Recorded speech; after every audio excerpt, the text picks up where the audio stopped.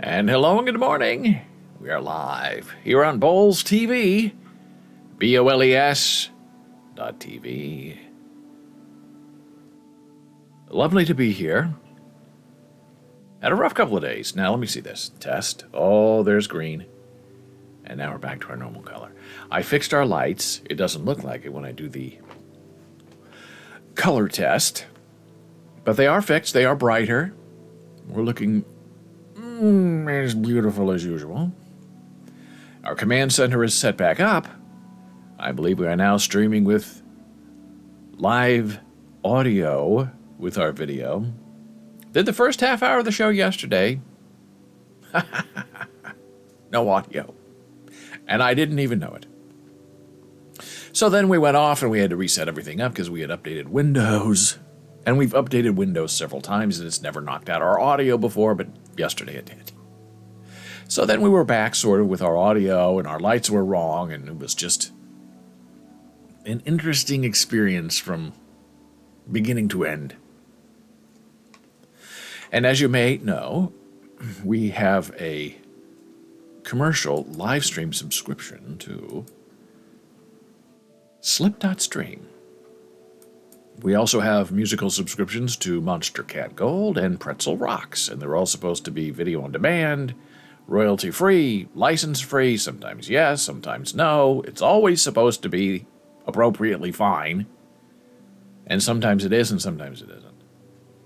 But with Slipstream, which is our favorite, because David Carson, also from Lincoln, Nebraska, one of the owners of Slipstream, Slip.stream, appeared as a young man in one of my very early television shows that I wrote, produced, and directed back in Lincoln. Terrific actor. And after about 55 to 58 minutes, their live stream music stops. And I've reported this, I've given them facts and figures, and now about 3 weeks later, I got an email this morning, 4:15 in the morning, they sent it, saying, hey, we looked at the problem and it's fixed. Great. We'll see. We are now in minute 33 of this song that's been playing. And we'll see if it's supposed to go just play all these songs in rotation, one after the other. That's how streaming works. And it's not been working that way. But maybe it's working that way now. We'll find out. It's part of the tension and excitement of doing a live stream. Anything and everything can go wrong. That's why you fix it. And that's why a live stream is fun, because you just force yourself to go with the flow. I'm not usually a go with the flow kind of guy. And if we were doing videos, then to me there's no excuse for a mistake or something that looks sloppy. You either edit it or you go back and do it again so it's right. But when you're doing a live stream, excuse me, being hotboxed by my neighbors, it's only going to get worse with the pot and the Mary Jane, now legal in New Jersey and New York and everywhere else. So that's part of the fun of doing a live stream is you get to cough and you get to comment on your neighbors. And if there's a mistake, you just go with it and you try to get it fixed. But you really hate having to stop the stream and restart the stream to fix the fix, because that just messes everything up. Because then you have 2 shows, 2 videos, part 1, part 2. Dogs and cats living together. So as part of this ongoing episode to create a community, and with the wild and wacky Elon Musk messing around with Twitter, which we'll discuss a little bit later in the show, we have our Discord server set up right here. Discord.gg goodgame/bowls, BOLES. You can go there. We have lots of different new places to have a chat. If you're interested in live chatting with your voice during our live stream, you can do that right now. I'll have to give you access to the text channel that is being transcribed by Scriptly, but you can read everything that's going on there. And then you can join our live channel too. And chat with me using your voice instead of having to type in traditional chat. So we have kind of an NFT area in that Bowls Discord server. And usually our friends who post in the NFT area are trying to sell their artwork, which to me is fine, but I don't want to be your storefront, and I don't want links that go to your storefront, because then that's all people do. They just post links. But if you want to post images of your NFT artwork and have a conversation about it, that's different. That's fun. That's helpful. It creates community, helps you as the seller, it helps us as the observer. And so we've had some of that too, which is very enjoyable. And there's another thing going on there that happened yesterday that I'm going to share with you now. And one of our regulars in the NFT area is a NFT artist. Ho! There's Gordon. Sabet responded. Sabet responded, didn't he? I thought Sabet responded yesterday. Did something else happen? What did we miss?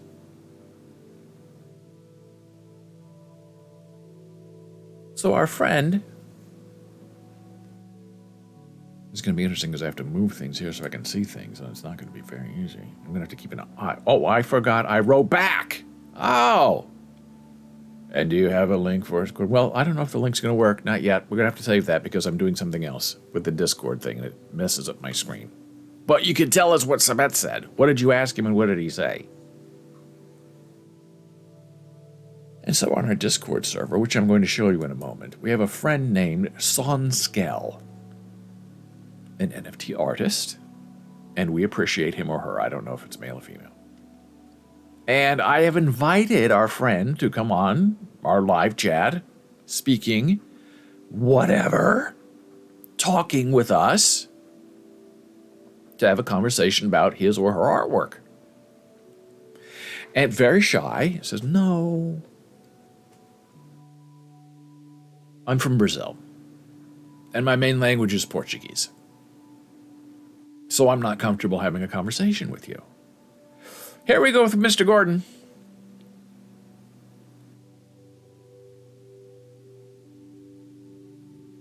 Hey, Sabet, thank you for your fantastic answer. I'm curious. When you paint people before you meet them, are you picking up the energy they give off? When you eventually meet them, do you surprise them by showing them the art they inspired? Thanks. Now, I wonder if he's ever wrong about their energy. Like he draws a demon and then he meets them in person and they're really, like a nice fairy or something. Fairy dust, I mean, in that sort of sense. The mythical fairy. He wrote back, I believe everything is in the ether. We're all picking up stuff. I just tend to paint it. Sometimes I verbalize. Love that. Love the Sabet. Always has a good and right answer. So our NFT friend, Sonskel, doesn't want to join our live text voice chat or even our text chat, as Commissioner Gordon does. Because, Sonskel explained, I don't speak any English, really. He said, this whole conversation I'm having with you is being translated. I type in Portuguese, I guess she's using Google, and then cuts and pastes it into the Discord conversation. And basically the conversation is, can I post the links to my artwork? No. What are we doing here? We're talking about your artwork. Put up a picture. That's been the conversation. Not very hard to translate. And then yesterday, at 4:37 p.m. New York time, our friend Sonskel makes an appearance. In the wrong area, if there is a right area, but not in our delicious new NFT area where Sonskel's been posting stuff before, but in the default David Bowles area, which is fine. Here we go. Gordon says, I once sat next to a person on an airplane, and we had a whole conversation using Google Translate. Now, were you speaking and letting Google Translate for you? Because that's the slick way to do it. HTTP Twitter, stop that. We will look at that in a moment because I'm switching screens now. And in order to show you Discord, it's a whole different look and feel than our browser. Because I got to make it a little bit bigger, and it's very hard to see. But that's okay, because I'm going to walk us through this. We were sensitive to our neighbors and used text only. Well, that's very appropriate and very nice, Gordon. So this is our Discord conversation. Now, I wonder if there's some way I can make this a little bit bigger. Now I'm challenging myself. Can I make it bigger by, okay, this is where we have fun with our live stream, by cutting this to that, which is the important part. And then can I somehow make it big? Ooh, I can make it bigger like this. So we can read it, but then I'm probably going to have a problem. Because I might have to make this all smaller so you can follow along.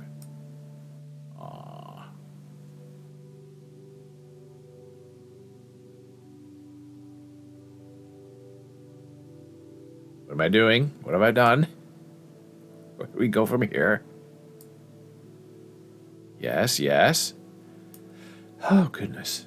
It's so exciting doing a live stream. And I worked on this all afternoon yesterday so I could I can show you. And it's not working.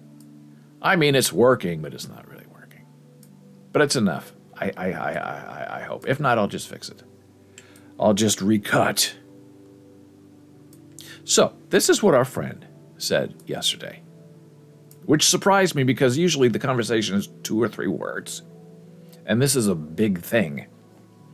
So our friend Sonscale says, and Sonscale, our friend, because speaks Portuguese and not English natively, tends to call me dear. I believe Sonscale means friend, but dear is fine. But if you'll see every once in a while, I may be called dear, which is a little off-putting as we read through this. And sometimes the English is translated, so you'll see sometimes it's a little stiff. So Sonscale says, take a doubt, please.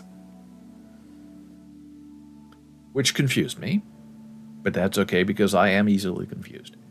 There is a person who saw my NFTs for sale on Twitter and said he would pay a higher amount. Okay, right there, that doesn't make sense because people who want to buy NFTs watch the ether, they watch the price, and they wait for the price to go down, or they make an offer to you that is lower than what you're asking. Nobody ever in the history of NFTs, except for Justin Bieber, pays more than what you're asking. It doesn't make sense. Right there, it's a red flag. And that person said the following: done. I paid your NFT for the amount of 0.35 Ethereum, which is sort of expensive. It's like, what, $1,000? Which is very bizarre because how can you do that? How can, if you're on OpenSea, you can't buy something if it's listed for 1F, you can't pay 3F. It doesn't work that way. Please confirm. You need to scan the QR code with your phone camera to go to our deal page. Now, what does that mean? When you're on OpenSea and you're buying on OpenSea, you never leave OpenSea. But this person doesn't speak English. This person has to run everything English through a translator into Portuguese to try to understand what's going on. And this person is obviously very, very interested in selling their artwork. And that's what the scammers count on. You need to scan the QR code with your phone camera to go to our deal page. Scan, more like scam, yeah. QR code must be scanned because I bought it for more money. Now that doesn't make sense either, but okay. You need to scan the code and go to our deal page, and they're already get the payment to your wallet by connecting it to OpenSea. Now again, that doesn't make sense because when you're on OpenSea and their website is OpenSea.io, your wallet is usually already connected if you're a seller or a frequent buyer, and you just confirm everything on your phone. You don't have to reconnect your wallet. What happens, folks, is that I'm suspicious if it's a scam, and this is the scammer talking to our friend Sonscale. What happens, folks, is I'm suspicious if it's a scam or not. It says I have to, oh, no, this is our friend speaking to us now. Speaking to me. It says I have to have 0 0.1 ETH to be able to receive the payment. No. If I don't pay, my OpenSea account will be blocked. Okay, interesting. And our friend asks, is this a scam or is it just like that? Is that how it operates? Sorry for the text size, but I need to be clear about this doubt. Okay, so I reply, hey, I'm pretty sure this is a scam. Why would you scan a QR code if you're the seller? They want you to scan their QR code, so they will then have permission from you to steal your wallet and connected NFTs. You will be drained. Your wallet will be drained. Block them, ignore them. And, by the way, images also help us determine what's happening, screenshots if you have them. Now, I thought this was sort of over because our friend avoided the threat, didn't have screenshots, but, oh, I think it gets worse. And our friend says, I will give you the whole scammer step-by-step to prevent other people from suffering. Okay, now, when you use a word like that, to prevent other people from suffering, that sort of suggests our friend suffered. I say, please do. I'll share your story on the live stream tomorrow. Hey. You can help people. Okay, so our friend decides to go for it. This was a whole conversation yesterday. Now, don't look at this QR code. I tried to edit it. I tried to remove it. But if I remove the QR code, which is illegal and scammy, do not scan it. I remove all of his message, so her message. So I can't. I have to leave it. For now. First, she sent me this on Twitter. You stated the price 0.3 ETH, and I'm willing to buy for 0.35. Would you be willing to make such a deal? I just love anything related to contemporary art. I work in a field, in the real world. Fanaticism in general, haha, winky face. And hey, I really like your art. All part of the buttering up. I want to put together a wonderful collection. Oh, it's just all the right words. All the right scam techniques, very sophisticated. And hey, can you tell us about the idea of your collection? I'm interested. And then this was the QR code that was sent to our friend who's reporting this.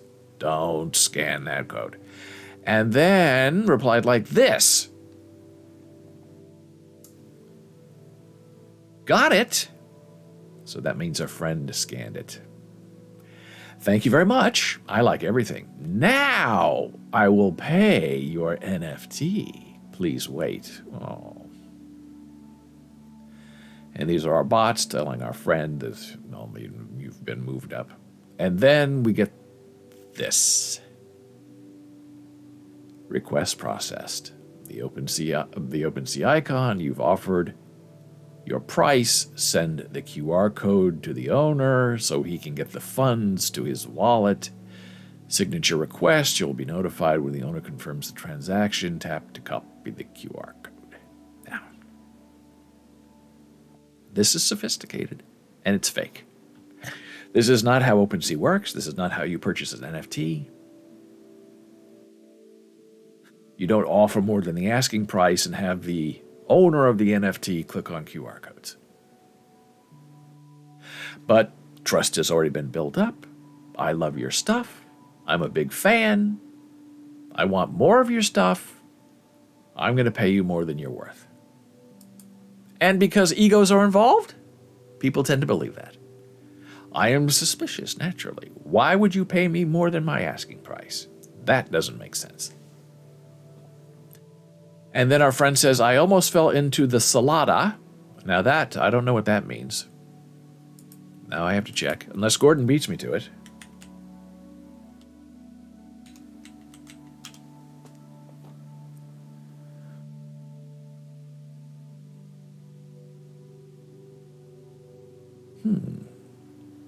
Spanish translator translates La Salada. Translation is... I'm not saying it. No direct translation. Okay, so maybe it's just an English mistake. I almost fell into the salada. Then she sent me this and replied like this. Done. I paid your NFT for the amount of 0.35 Ethereum. Smiley heart face. Please confirm. You need to scan the QR code with your phone camera to go to our deal page. Now, what's a deal page if you're buying? QR code must be scanned because I bought it for more money. You need to scan the code and go to our deal page. And they're already get the payment to your wallet by connecting it to OpenSea. I don't understand what's wrong. I just get this message with an error. Our friend talking to us said that you need to write to support. The operator contract button is on the bottom right corner of our deal page. OpenSea seller verification failed. So it's trying to connect to OpenSea, and it's failing, and the scammer is saying, oh no, he's on OpenSea, he needs to be on our website. How do we get him back to our website, not OpenSea? Anyway, our friend says that was her conversation. When you click on the OpenSea cloned page, there is a chat with this information. And right here, this is the first real hard evidence clue that she is being scammed. Live chat, OpenSea. Okay, now look, right up here. Right here at the very top. OpenSeal NFT.su.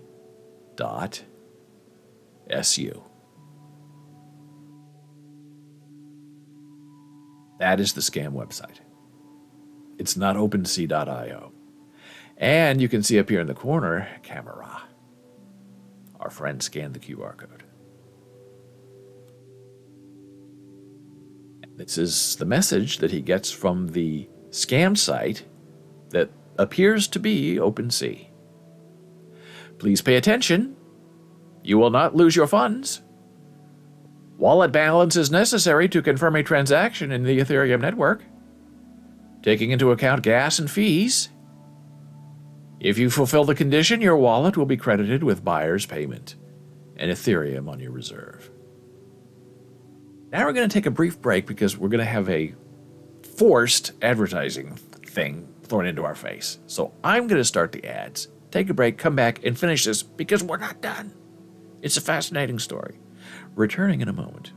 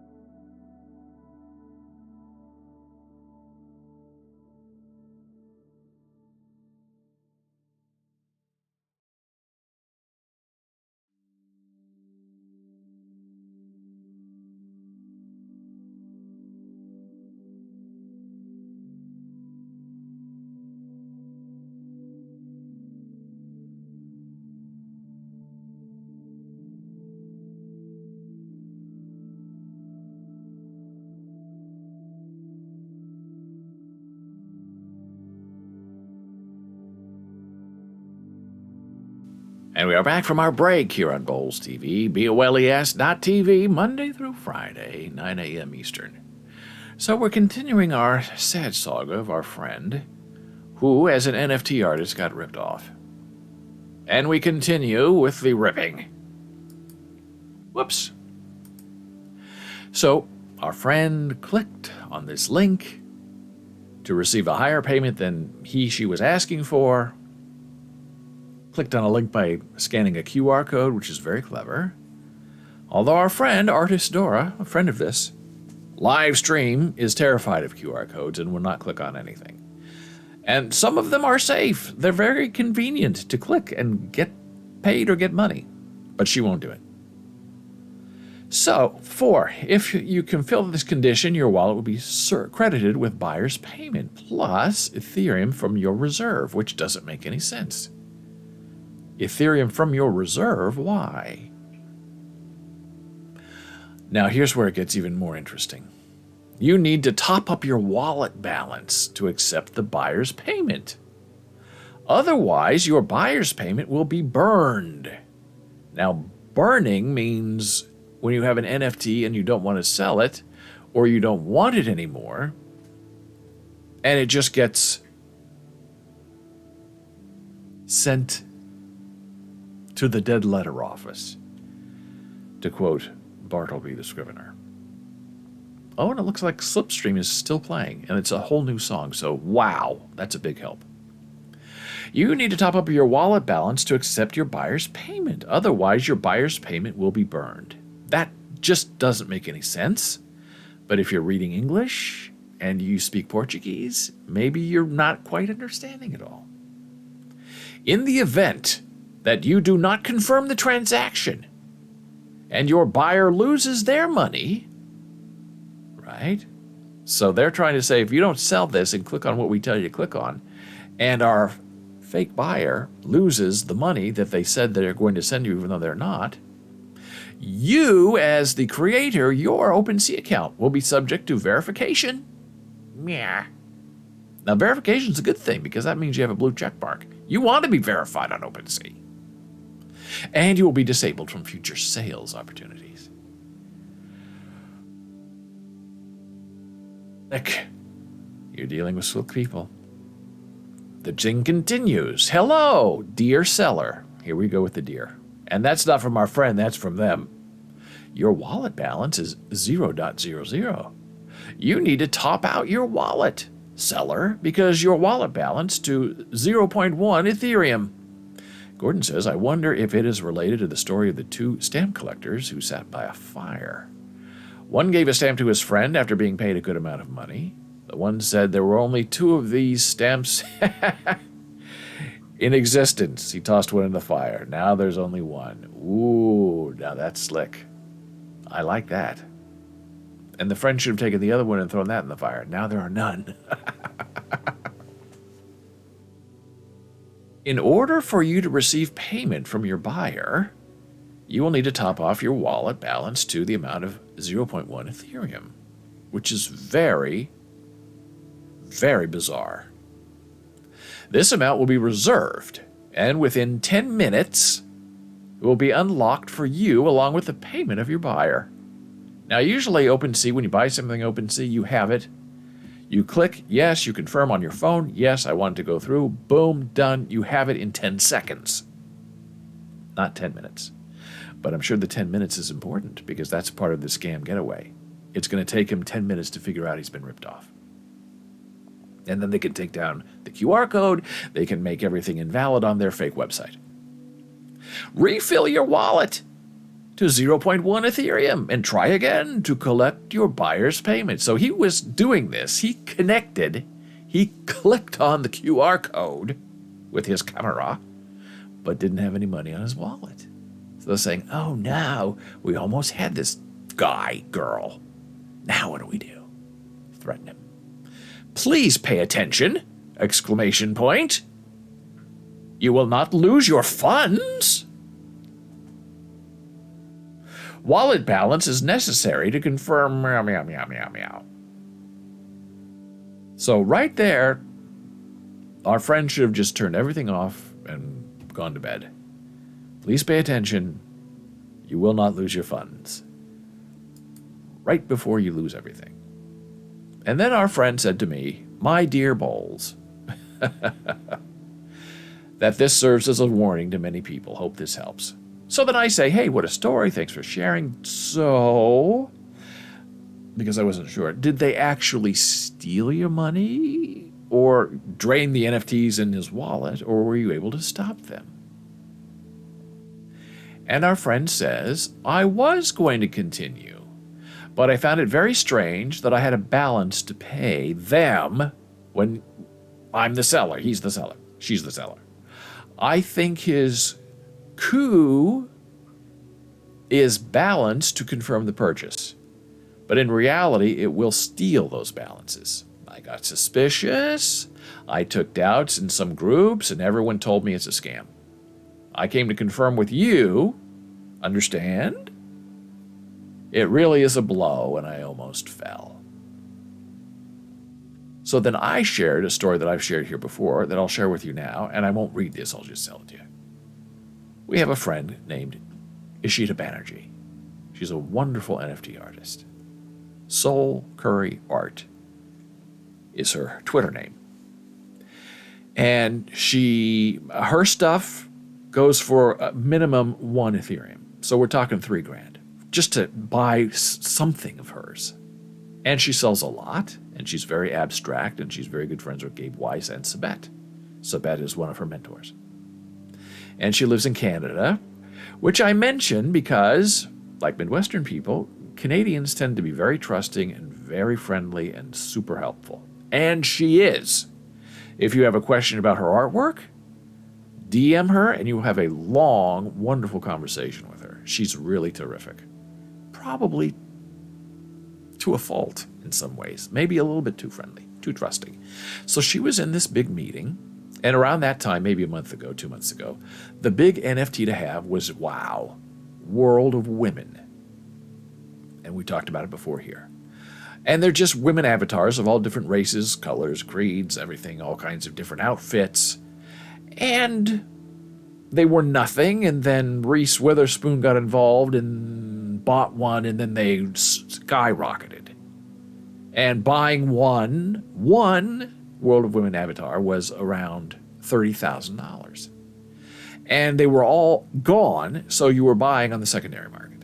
So somebody bought cheap for, maybe 1 Ethereum and was trying to get a tenfold return on their investment, which is great. That's what the secondary market is for. And the original seller gets about 10%. And Ishita wanted one. And she had been trying to get one. So she said she was in this big meeting, and something popped up on her phone, and she was, I think it was a Zoom meeting, and very involved, and it popped up saying, hey, we whitelisted you to buy a World of Women avatar at this price. And inside she was like, oh, finally I can get my avatar. But I'm in a meeting. But I can get my avatar. Trying to do 2 things at once. Not really paying attention. A wonderful, friendly Canadian who believes that she has a genuine offer of a whitelisted World of Women avatar. So she clicks yes. She connects her wallet. And she said in real time, she watched every penny in that wallet drain from her account. And she's in her meeting. On this side, she's watching all of her money go. And she knew she had just been scammed because she didn't pay attention. She didn't look at the website. It was another fake website. It looked like World of Women website. I believe, again, on OpenSea, because that's the main place people buy NFTs at that time. Now it's expanding. And she said she was lucky that it was a secondary wallet. When you're an NFT artist, you have probably various wallets for different things, for sales, for personal stuff, for business. So you keep everything separate and siloed in separate wallets. So she said she didn't lose everything, but she lost a lot of money. And if you know that the average price for a World of Women NFT is $30,000, you know she lost at least that much money. And so she finished her meeting, went back, and she said she was just absolutely destroyed and furious with herself that she fell for it. Because she's smarter than that. She knows the scam. But she was so excited and taken over with emotion that she was able to get this great deal on OpenSea for a World of Woman avatar that did not exist. So then she did the really cool thing, and she went on Twitter and said, hey, I'm Soul Curry Art. I'm Ishida. My stuff costs at least $3,000, and I just got taken. And she told every gory, gross detail of what happened to her. And I felt very bad for her because she's been very helpful to me getting into NFTs. And I said, I hate what happened to you, but I really, really love that you shared the story. Because if you can get taken, Ishida can get taken, an old pro, Sabet's protege, then how are the rest of us safe? And she got a lot of support.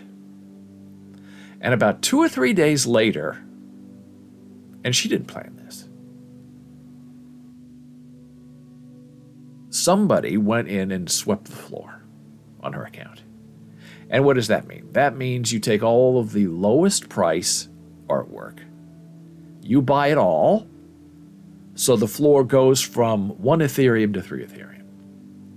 So somebody obviously saw what happened to her and felt terrible. And instead of just sending her money, this person went in and bought 10 of her pieces of artwork, raised her floor, increased her value, and got artwork, beautiful artwork, back in return.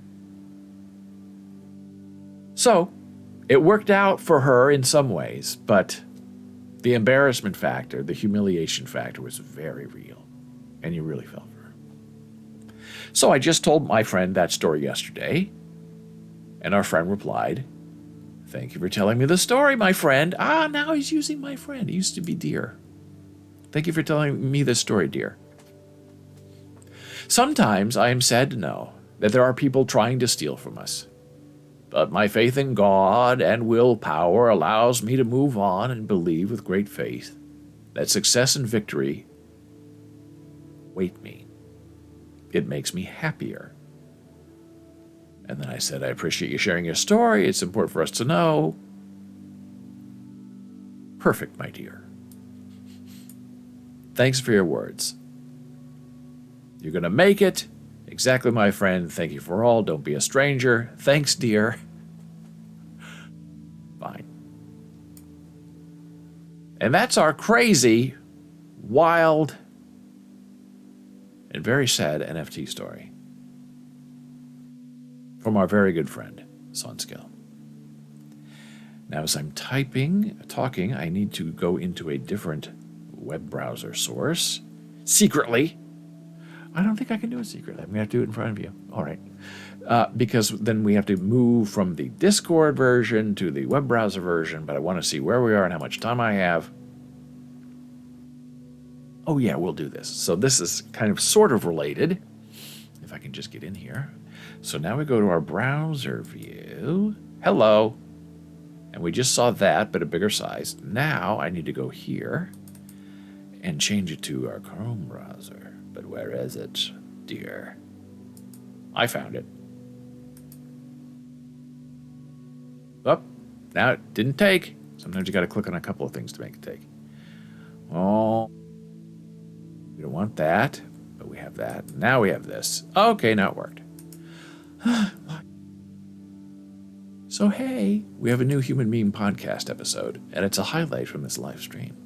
If you missed it, abused children become adult empaths. You might enjoy it. Somebody on, what's it called? I can't remember. SoundCloud said this needs to be reposted like 1 million times. And that I appreciate. I agree.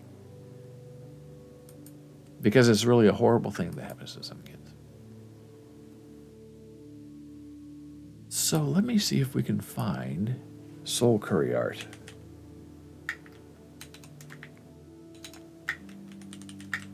Ah, cannot type. Under sideways.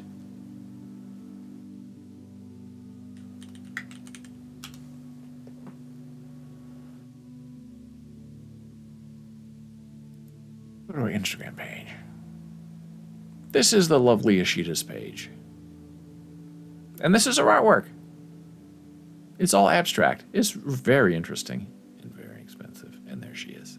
So you can see she's gorgeous. Old like me with the hair getting a little color in it. And she got ripped off. Lost 30 grand. Very sad. But somebody swept her floor. So she can't be too mad. The energy of the world came back to her. This is her studio, which I find just lovely.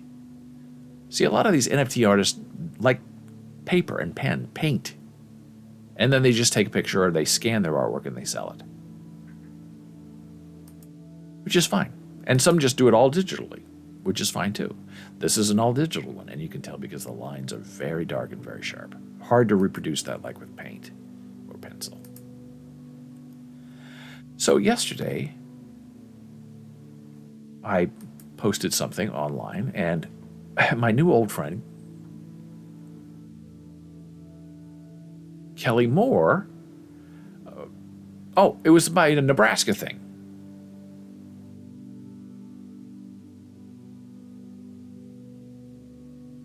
This. And Kelly Moore said, hey, is that Nebraska? And I knew Kelly Moore is an NFT artist. I have some of Kelly's work. I said, yeah, Nebraska.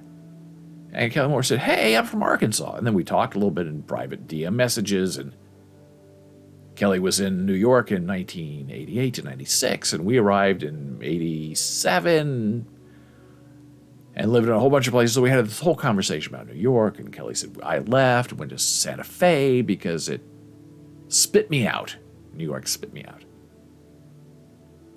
And I said, well, I hope it didn't chew on you first. And then we had a nice conversation. And then I thought, hey, I should go to Kelly's website. And I did. And this was an NFT I saw there for sale. Super cheap. Super, like under $100. Which for an established NFT artist like Kelly, who is also verified, big thing. So I made it my profile picture. There it is. Kelly Moore. And then I thought, if I'm going to have a new PFP file, then I have to have a new banner. This is also Kelly Moore.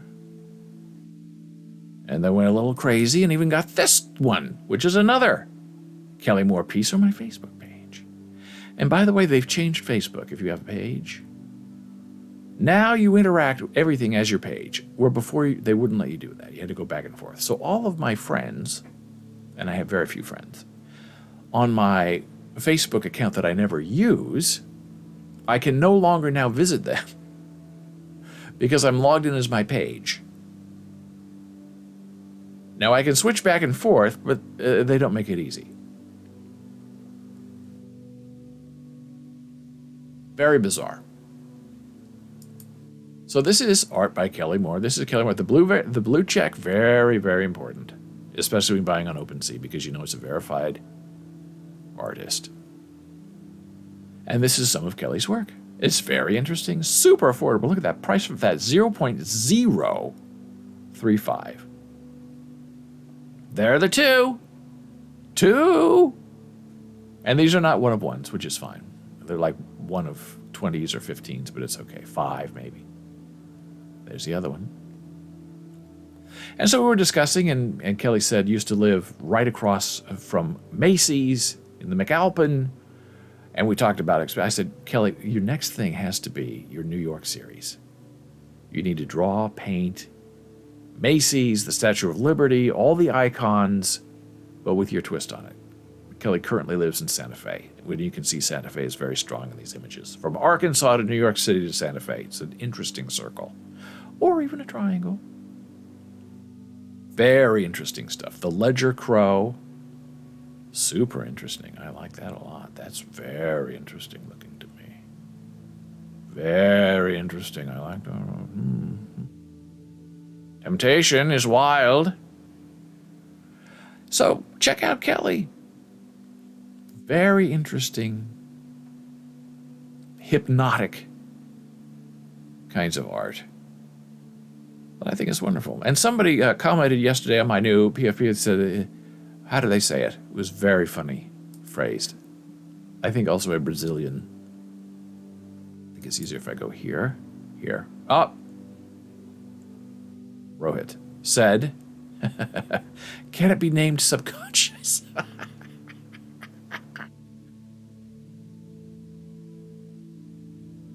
And I replied and said, I believe the name of the artwork is The Watcher, which is good. And then Rohit said, okay, I'll go for that.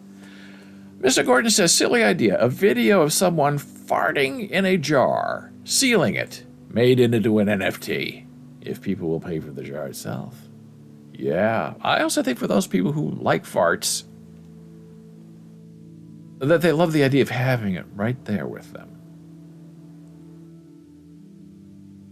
Now, there are people who sell NFT artwork, and then they also will send you the original piece of art. But you have to read the descriptions very closely because sometimes it's tricky, and they don't mean what they say. But hey, it's okay. So this is my new artwork. Subconscious, I think, is very interesting. But it's also known as The Watcher, which is a little bit scary. But I like it because it's strange. And I like this because it's ethereal. And obviously very clearly painted. And then a photograph is taken of it. It's good stuff. Very lovely, very exciting. Oh gosh, so much more to talk about today. Well, I think we're going to hit a hard break in a moment, so I'm going to start it myself. Then we're going to come back and talk about disability and performance and being triggered by Commissioner Gordon early this morning when he sent me a link that got me all riled up, which is the whole point of what we're doing here. Back in a second.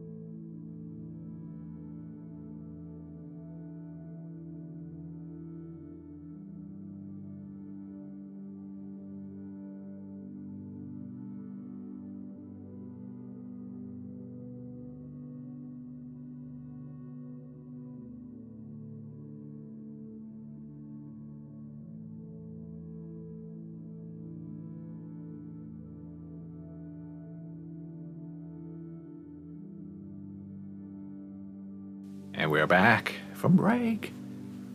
I'm David Bowles. This is Bowles.tv. Monday through Friday, 9 a.m. Eastern. You're talking about the human condition and all things in between. Well, before we move on to our next piece, this is my original Kelly Moore piece that I purchased maybe a month ago. And this is on my Facebook page, my personal page. So this is Ian Jones with the scary octopus, which is now the image for the Bowlespot on the Discord server, which I love because it's like the Bowlespot manages things and updates things. And it's like, I'm a tentacle and I'm an octopus and I'm going to encompass you. Stop posting NFT art links. It's very intimidating, which I love. And then this, Kelly has a whole thing where there's paint involved and dried paint, and you make things out of paint. And I just thought it was fascinating. And I love the size. You can see it makes a beautiful profile pic because it's circular and a perfect looking. And it does big things with crows. Very interesting work. And as I was visiting this page moments ago, I had a little notification here. I clicked on it, and look at this! From 3 hours ago! Our old friend Gordon reacted to your podcast episode, Abused Children Become Empaths. Hey! That's a good news. So here we go now with the other thing that Gordon told me about. Gordon sent me an email saying, hey, you've talked about Switch to Birth before. Oh, boy. And he sent me a link to one of the actresses, which we'll look at in a moment. But this is my original review from 2013 of Switch to Birth. I'm trying to put the link in chat. Switch to Birth.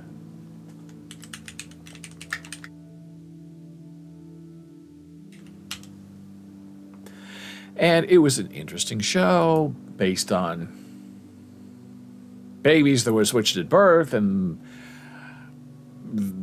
deaf kids in hearing families and other ways around, and we're all a big family together. And it was sort of interesting. And this is the website that Gordon sent me. And this is one of the actresses in Switch to Birth. And gosh, 10 years later, she's older now. She's aged. Not being critical, just being observant. Because in the show, she had a very minor role. And she always played the angry deaf person. Because she was one of the few people in a show about deaf people who was actually deaf. And she has a new show. So we support that. Her name is Stephanie Nagaris, a talented Puerto Rican actress who was born profoundly deaf. Now, Jenna hates that. She said, look, you're born deaf or born hard of hearing. But Janice says that hearing people love saying profoundly deaf. Inevitably deaf. How dare they not be deaf? The deaf. Those deaf people. Profoundly deaf. Janice says just say deaf.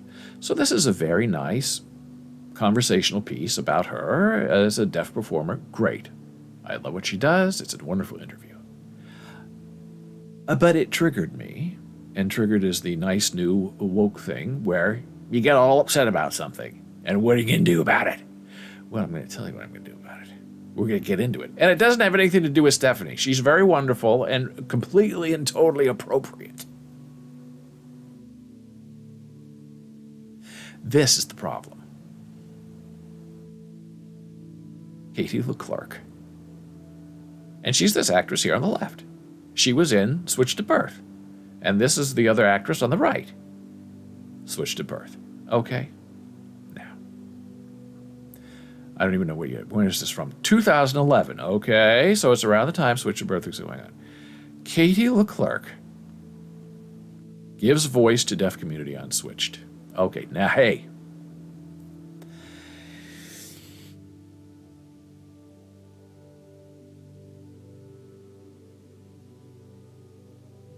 This gets very deep and very personal for me. Because Katie Leclerc played on Switched to Birth a deaf person. Katie Leclerc, while she was born with some hearing loss and says that she has Meniere's disease, she does not identify as a deaf person. She has very clearly said she identifies culturally, educationally, intellectually as a hearing person. And the thing that really brought this home for me was maybe a year ago during the pandemic, Janet and I were hooked on watching these Lifetime movies. I even wrote a blog article about it, how to write a Lifetime murder mystery. And Katie was in several of them.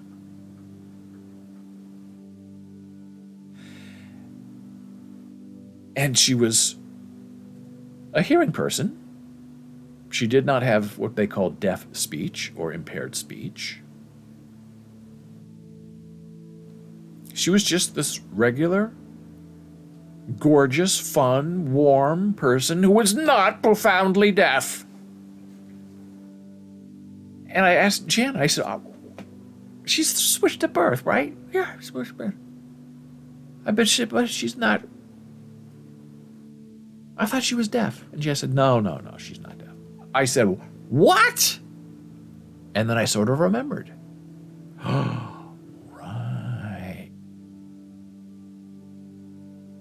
She's not deaf. And here is where it gets just a little bit terrible. From this article, that's a promotional article. Anyone who watches Switched to Birth might think Katie Leclerc is deaf, profoundly deaf. The actress stars as Daphne Vasquez in the ABC family drama Tonight at 9. Daphne lost her hearing as a child due to meningitis. Leclerc plays the role with a deaf accent and also signs all of her lines. In real life, the Lakewood, Colorado native has Meniere's disease, a rare inner ear disorder that can impair a person's hearing and sense of balance. But she's able to hear and performed her first audition for the role on Switched at Birth as a deaf character with no accent. Once she landed the part, she worked closely with both a dialect coach, a profoundly deaf dialect, and her older sister, who has suffered hearing loss due to Meniere's, to perfect the part.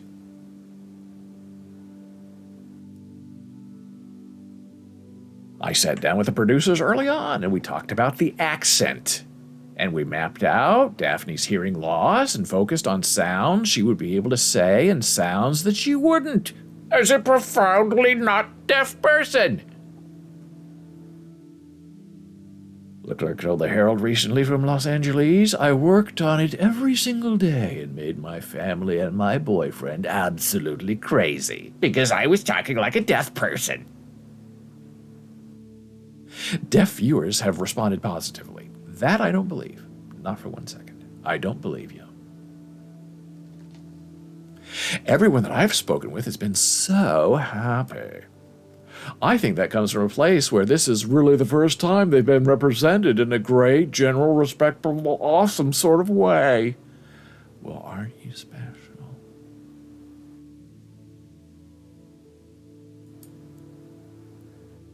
Change.org. Replace Katie Leclerc with a deaf actress who knows ASL.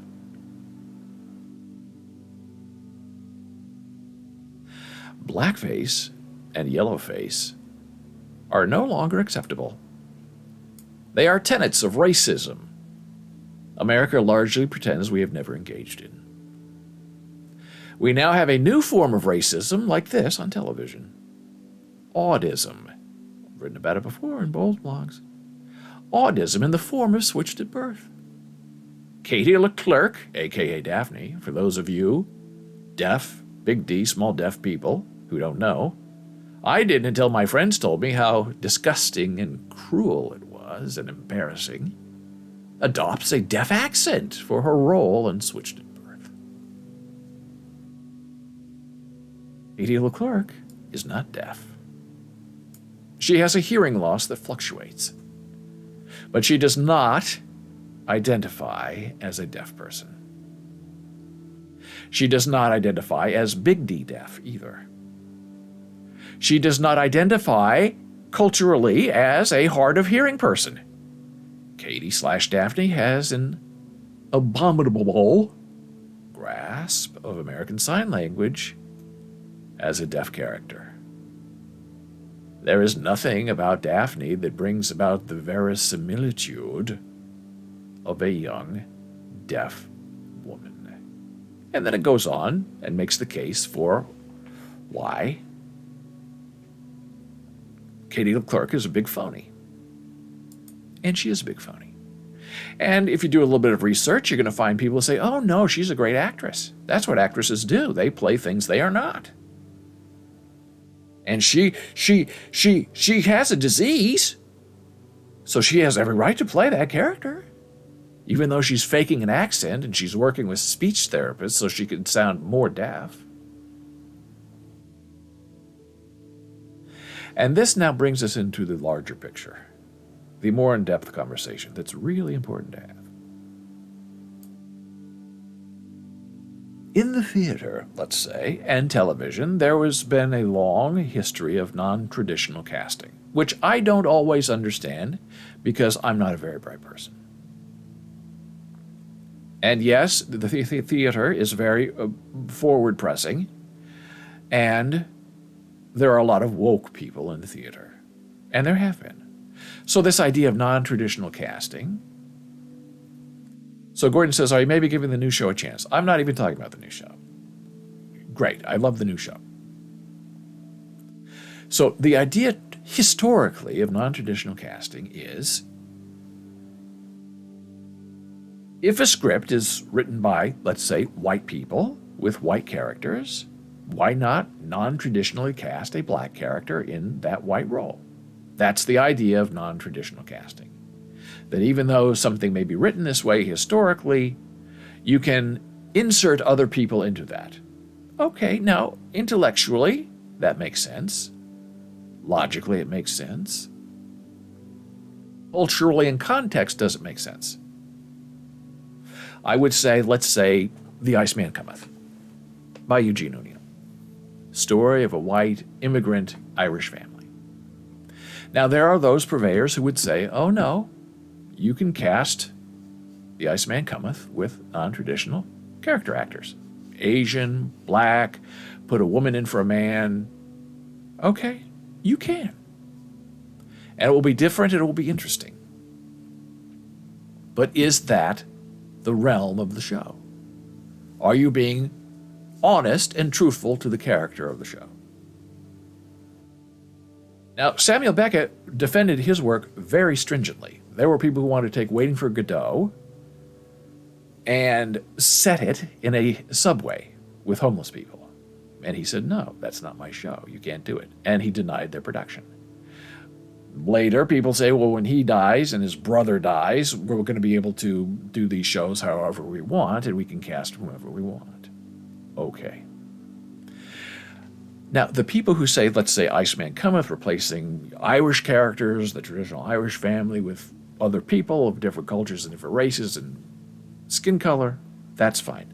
This is where I ask my next question. Let's say you're doing the history of slavery in America. You're doing another version of Roots, Alex Haley's Roots. And traditionally, those characters have been played by black actors. because, hey, it's a story about black repression and black slavery. Now, if you're going to try to have it that non-traditional casting applies everywhere and all the time, what is your answer when somebody raises their hand and says, hey, let's get really interesting and cast Roots with white actors from Ireland? Is that appropriate?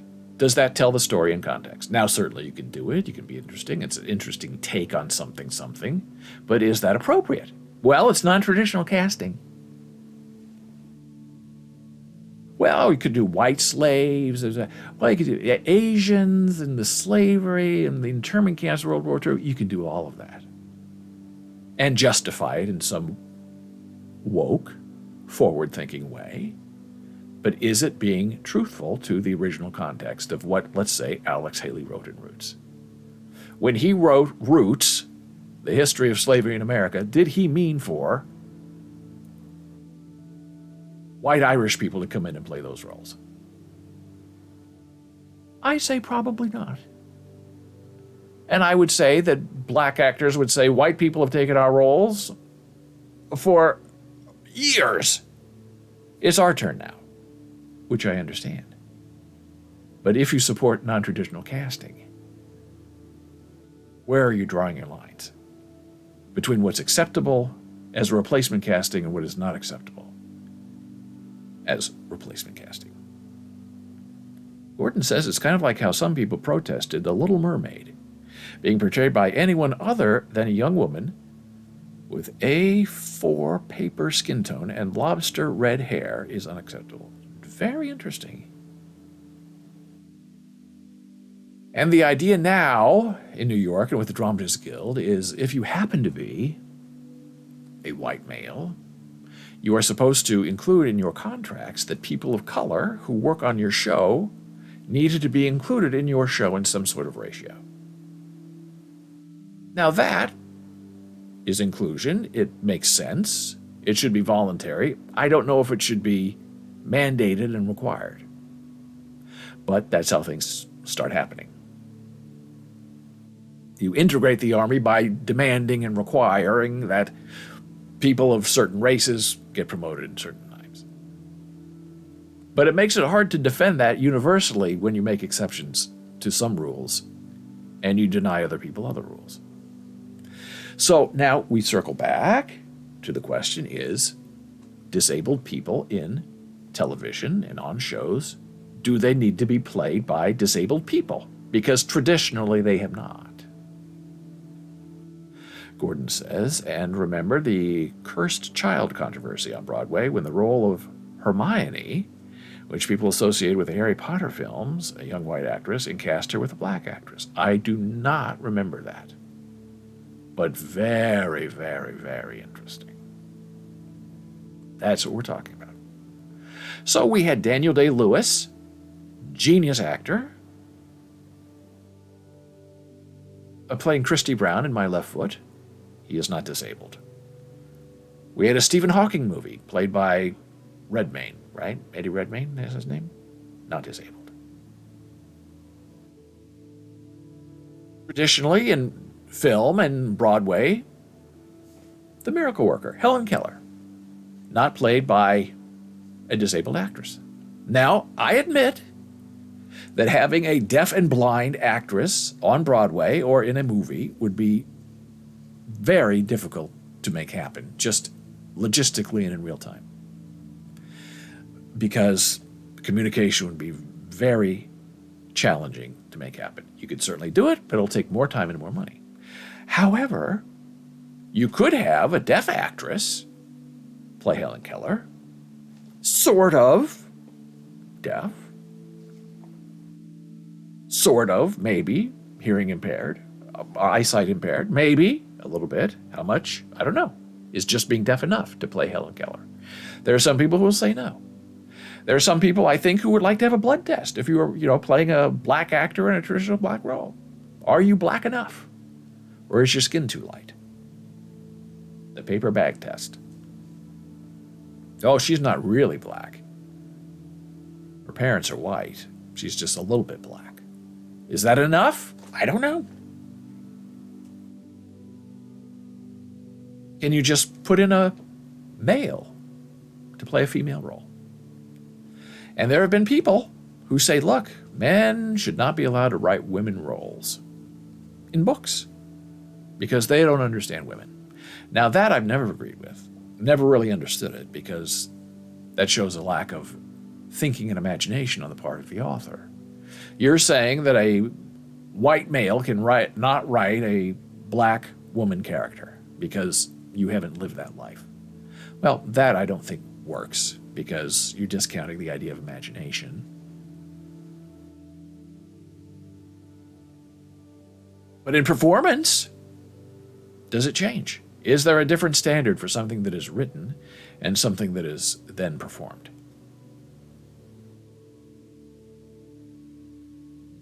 Moby Dick should never be written unless you're actually a person who is a whaler. You can't write a story about the president because you've never been the president. You can't even imagine it. Now, when you start disregarding imagination, thought, creativity, then you're in trouble. Because then it just becomes a ridiculous stand against common sense. Writers can imagine things. Artists can imagine things. Our friend Gordon says, brilliant writer David E. Kelley, who made shows like Ally McBeal, recently said that if the show was to be rebooted, he would want a woman to be the showrunner to be more in touch with what the female lead characters experienced and felt. That's very interesting. But is that in some way condescending? Is that in some way playing to the woke crowd? That a man can't relate to a woman. That only a woman can relate to a woman. That only a black character can play a black character. That only a disabled person can play a disabled person. And if it's up to me, I say, look, man and woman, equal talent.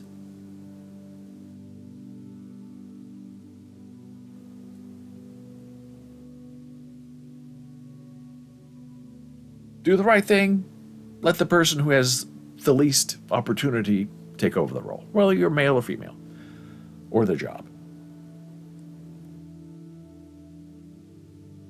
And I think now today that with the Americans with Disabilities Act and more mainstreaming of disabled people in society, when it comes to playing a disabled role, I would always prefer to pick a disabled actor of some type if the character itself is disabled. Often writers will take their scripts and book drafts and run them by people who have experience in the fields in question, Gordon says. Show someone who perhaps was the president, or even show a woman your book and say, is this okay? And that's one way of doing it. But then you're asking for their personal prejudices to influence your stream and your ideas and your thoughts. If James Joyce had used that for Ulysses, I'm not sure we would have a book called Ulysses, because it would be destroyed by committee. But that's the safe way to do it, try to get consensus.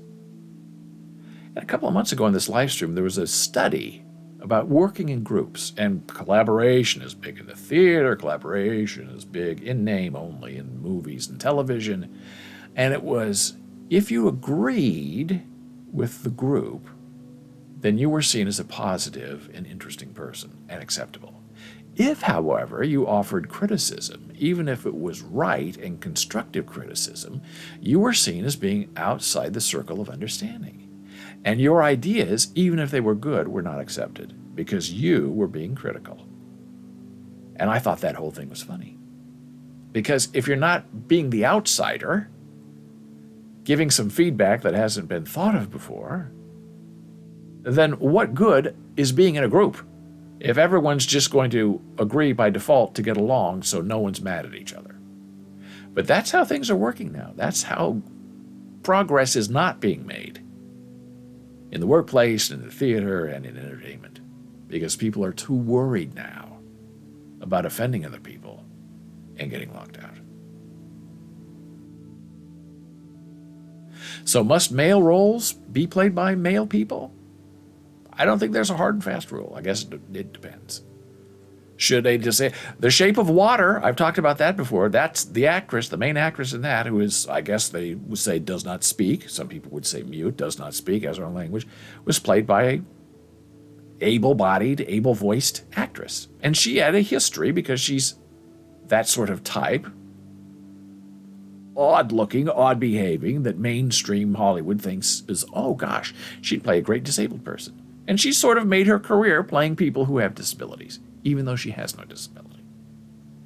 Now, The Shape of Water, if they had put in a deaf actress, an actress who is truly, does not speak, does not use a voice, it would have been so much more interesting. And maybe that's me being woke. Maybe that's me being too far ahead with an agenda. But I think that it's changed so much today that the expectation is, even from 10 years ago, with Switched at Birth, that in that situation, in that context, a deaf person should be playing a deaf character. Just like today, and in that Change.org petition, said we don't do yellowface anymore. We don't put people in blackface and have them play black characters. We don't have hearing people play deaf characters. But even in institutions, hearing people who, maybe know a little bit of sign language, oh, they're put on a list. Oh, this person knows how to communicate in sign language. And the deaf people raise their hand and said, this hearing person does not know ASL. They are not fluent. Well, they know enough to say hello and goodbye. That's enough to put on the list. Makes us look good as a company. Or you have an ASL program where every person on the faculty who teaches is deaf. And then the program is run by a hearing person, because the department doesn't want to have to deal with a deaf person. They worry about interpreters and understanding and misunderstandings. Let's just get a hearing person who maybe happens to know some sign language and have them deal with the deaf people. It's really very insulting. And sometimes you have to stand up and fight back and lose in order to win. And that's my rant so far today. Thank you so much for Commissioner Gordon for pulling the trigger. And now we've got to take a break. We will be back in a moment.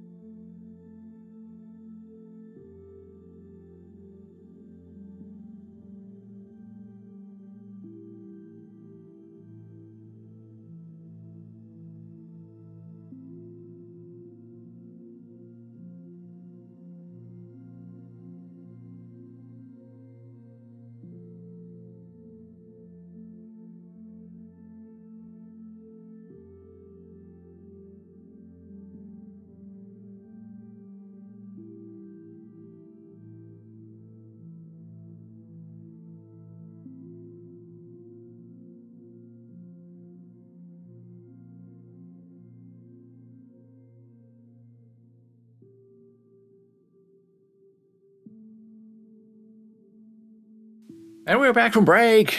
Once again, I'm David Bowles. This is Bowles.tv. BOLES.tv, Monday through Friday, 9 a.m. Eastern.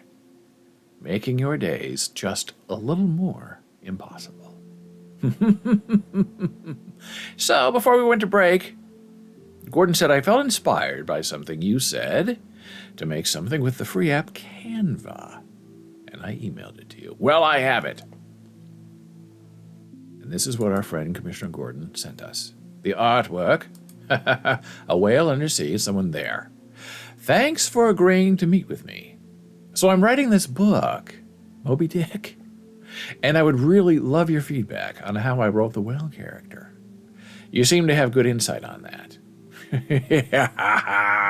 Now, I'm going to make that a tweet later today. That's very funny, Gordon. I'm stealing it, and I will give you credit for it. Because that's the whole ridiculousness of all of this. And I'm not saying non-traditional casting is ridiculous, but if you take it to the extent that they want it to be taken, this whole Katie Ledecky thing of a non-deaf person pretending to play a deaf person by going to a speech therapist and learning how to sound deaf, there are people who would say, I'm telling you, well, that is the beauty of non-traditional casting. A hearing person who then can go and play a deaf person, a profoundly deaf person. It's non-traditional. Isn't it wonderful? You'd normally have a deaf person playing the role, but we're having a hearing person playing the role. Non-traditional, right? It would be non-traditional if traditionally deaf people had played deaf people. Gordon also says, thank you. I'm sure it'll be a whaley good tweet. Full of rage and outrage. If I can manage it. And I'm pretty sure I will. I believe that whole rant of Gordon triggering me about the switch to birthing is going to be a future Human Meme podcast episode. Watch for it at humanmeme.com. So, I have so many things to talk about, and I've just rambled on. But I think the next thing to discuss, and I think about this a lot. What's going to happen with this Elon Musk thing in Twitter? And you read so many interesting things about how liberal people, celebrities, are losing 10, 20,000 followers a day. I've probably lost about 800 in the last week and a half. And some people say there are two reasons. One, that they're just doing a basic bot cleaning, the Twitter people. Other people are saying there are, liberal, free-thinking people who no longer want to be a part of Twitter with Elon Musk running it, and they're closing their accounts and leaving, which may be true. And then you have the other side of it, where these nasty, mean, conservative voices are saying, hey, in the last 2 or 3 days, I've gained 30,000, 40,000 new customers, followers. And this just goes to show that they've been censoring us all this time. And they're scared now. They're running scared, and they are re-enabling all of these conservative voices. Gordon says at some point, maybe in the future, you should discuss how the word trigger went from being something people coming home from war would experience when, for example, hearing fireworks, to being an insult to people. Well, as I understand it, well, I guess it'd be called PTSD now instead of triggering. But the trigger thing started at the university level. And I'm sort of using it with my tongue in cheek because I find it sort of ridiculous. Meaning that you can't talk about certain topics in a classroom for fear of upsetting someone, of triggering their emotional response. And I always said to myself, how do I know what I'm going to say is going to trigger somebody? If we're in a theater class and we're talking about race or culture or discrimination or bigotry, these are hard topics that can trigger people. But how do I know what triggers you? When you come into a university setting, you have to be open. This is not the street. This is where we have differing ideas about what is and what is not acceptable or unacceptable in a society. And we only talk about them to discover them and not to insult you or to put you on a trigger. Gordon also says, not to mention, there are so many positive triggers. You walk past a bakehouse and smell cookies, and it triggers happy memories of Nana making cookies. I agree with all of that, but technically, in a university setting, a trigger is a very negative word that you can very easily be accused of, and with no defense. Why are you talking about things that upset people? Why are you triggering an emotional reaction to their childhood abuse? And I haven't been part of all of that because the triggering stuff is all new since I, don't really teach formally anymore in a university system because of these kind of new policies that are impossible to navigate. Now, if you're teaching a math class, you're probably not going to trigger anybody. But if you're teaching a philosophy class or a sociology class, there might be things that trigger. And so you're supposed to have a trigger warning. I'm about to talk about childhood abuse. If this upsets you, if you do not want to discuss it, you do not have to participate, or you may leave the classroom now.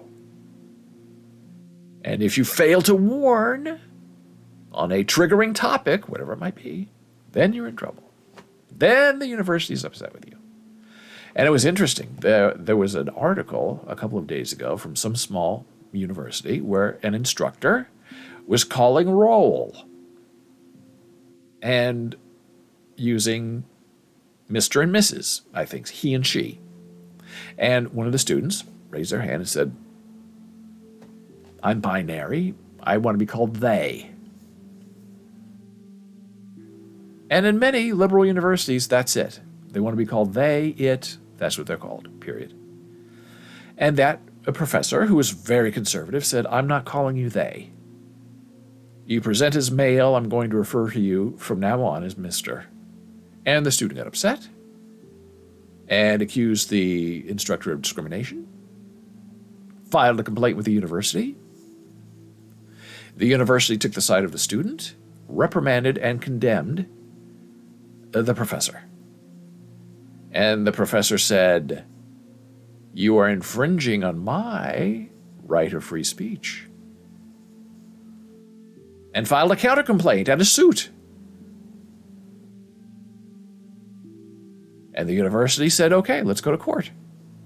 And it was just recently ruled that the university did, in fact, interfere with that professor's free speech. The professor is not required to use a pronoun that the student demands. The professor can use he or she, and it's not discriminatory and it's not triggering in the eyes of the law. And the university has to withdraw their punishment of that instructor. I believe they put him on paid leave and put a nasty note in his file. And they have to remove the nasty note, and they have to restore him, and they have to pay all his legal fees, and pay him $400,000 for the suffering.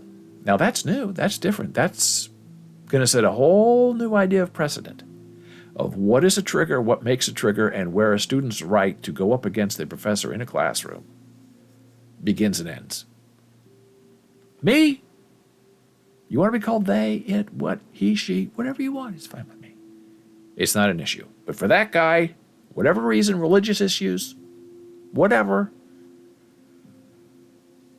he stood his ground and won, and I'm not sure who wins in that situation. But it's very interesting. So now Elon Musk, who is a Twitter troll, and he has been for a long time, has some sort of non-disparagement agreement in his idea to purchase Twitter, which means that he can't go around making fun of Twitter. And here's a tweet from 20 hours ago from Elon Musk. I do not follow Elon Musk. And this is from the Joe Rogan show. This is a guy who has not, this is Joe Rogan in the middle, and this is, I don't know what his name is, some guy who always goes on the Joe Rogan show. Super duper intelligent. I believe he was there when Jack Dorsey was there, and he asked a lot of very interesting questions about silencing conservative voices, and Jack Dorsey did not have good answers. And I believe maybe this woman was with Jack Dorsey. And this guy in the red headphones ate him up because they had no answer about the policy of criticism and quieting conservative voices. Here's an example of Twitter's left-wing bias. And this is the female attorney for Twitter who leads the, some say, censorship of hate on the social media platform. We have to take context into consideration, which is the right answer. Then it links to the guy in the red headphones saying Twitter's interpretation of the context is affected by their left-wing bias, which I don't agree with. And then she says, he says, I would need to see an example of that. Here's an example of Twitter's left-wing bias, and it goes around in a circle. Okay. Not terribly interesting. But what's interesting is people are saying Elon Musk has no idea what he's getting into, where he says free speech has to be out there, but unless it's illegal. So that's saying, you know, KKK people can show pictures of people hanging from trees, lighting crosses on fire, hatred towards men, towards women. All of that's going to be fine on the new Twitter. So Dick Costolo, who used to run Twitter, replied to Elon Musk and said this: what's going on, Elon? You're making an executive at the company you just bought the target of harassment and threats.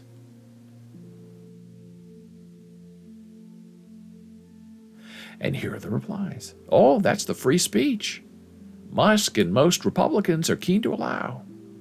Where will the line be drawn?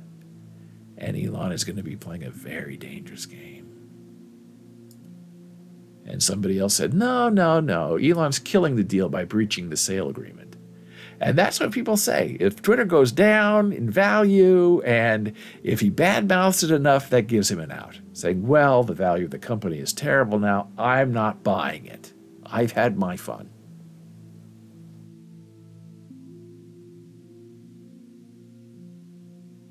That's more of this. Let's try to think about what else we have here. Lou Diamond Phillips, actor extraordinaire. Let's all please remember that hate speech is not free speech. It comes with a cost to real lives. Let's make kindness our default setting. Yeah. We agree with you, Lou Diamond, but Elon doesn't. Elon wants that hatred and spite out there because he thinks it's free speech. It's going to be a problem. And here's another bit by Dick Costolo, replying again, saying bullying is not leadership to Elon Musk. Here's Mr. Gordon. A person I know posted on Facebook about how great it was that Elon Musk was going to bring free speech to Twitter. I commented, would a Twitter with full free speech permit someone to call for genocide? That person deleted my comment. So I guess he's not really all for free speech. Exactly. And by the way, the meme is freeze peach. I'll write that down. I didn't know. I had to look it up, and it's funny.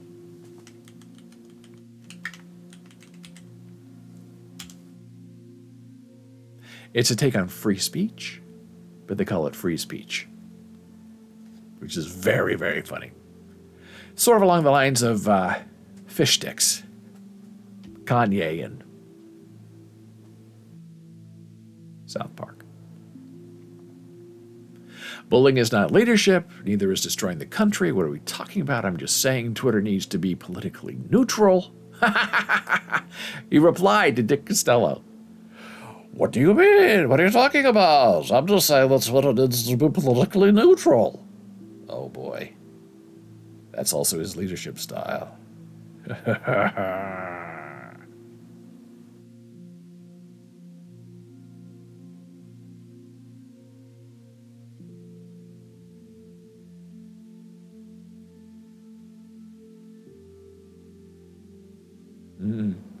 So all the Elon people are going after Dick. And I'm trying to find that. It's been added to since I first put this up here. But there's a very funny one if I could find it. Maybe it was on the other one.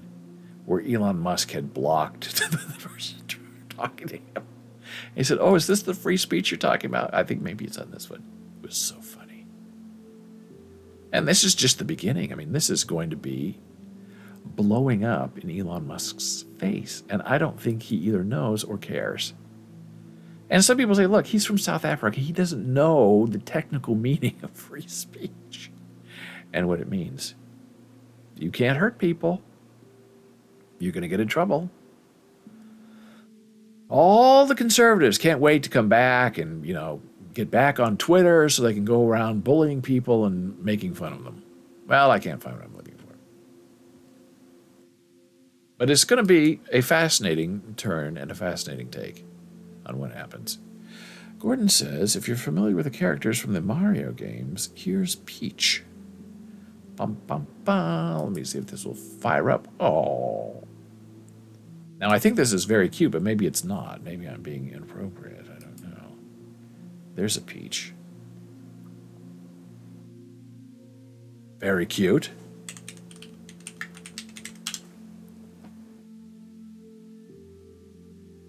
Freeze Peach meme. I found it on the Urban Dictionary, which I find kind of funny. Mispronunciation of freedom of speech created to mock people who constantly fall into the fallacy of freedom of speech. Here he comes with his freeze speech again, Elon. He need to be introduced to a book about rhetoric. Free speech. A corruption of the phrase free speech primarily used to mock folks when they selectively blow up minor affronts into supposed free speech outrages. For example, I can't thumbs down this if porn video, that's censorship. What about my freeze speech? Very funny.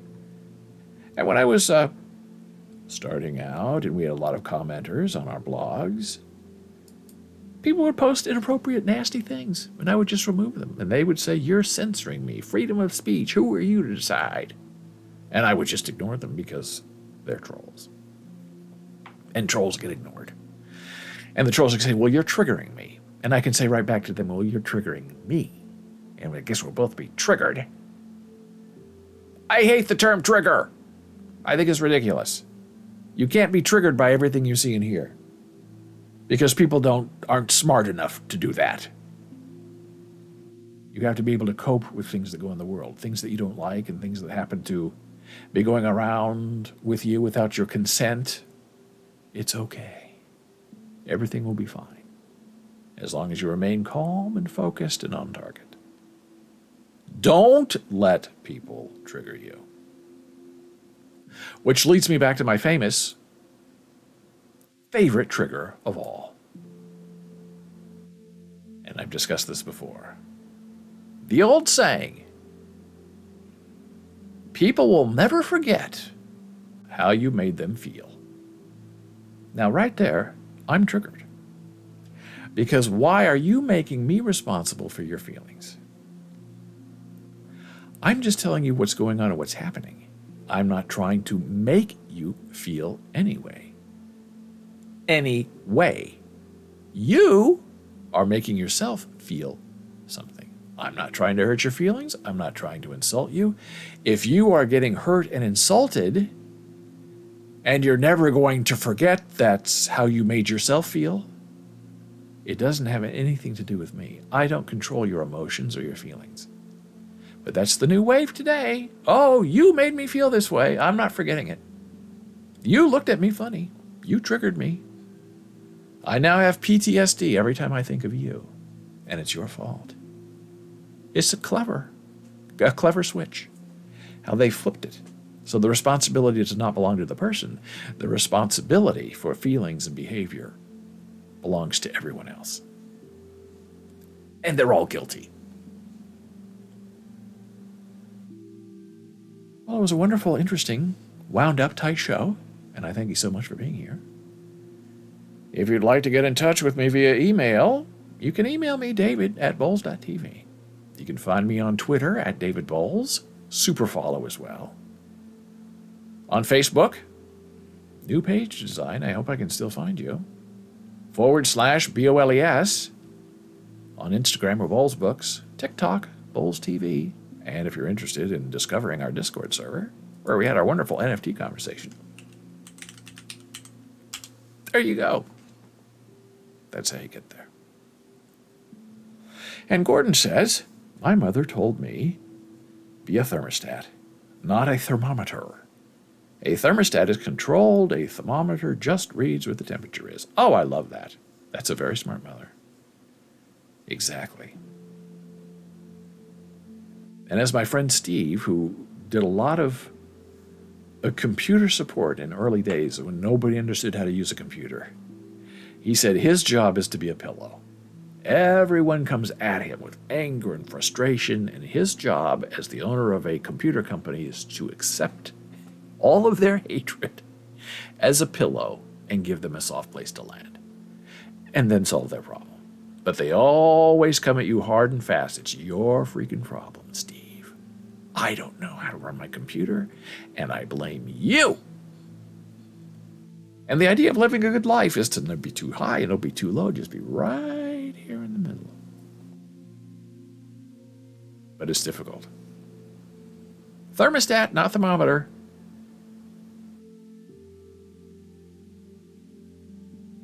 Straight from Mom. Commissioner Mom. So until tomorrow at 9 a.m. Eastern, I wish you a good day, a wonderful nap. I hope you awaken with all the joy and delight possible in your soul. And Gordon says, I just found by chance a blog I wrote for you that is related. Well, that sounds good. If you have a link, put it there. And if you don't, you can bring it up tomorrow if you're around.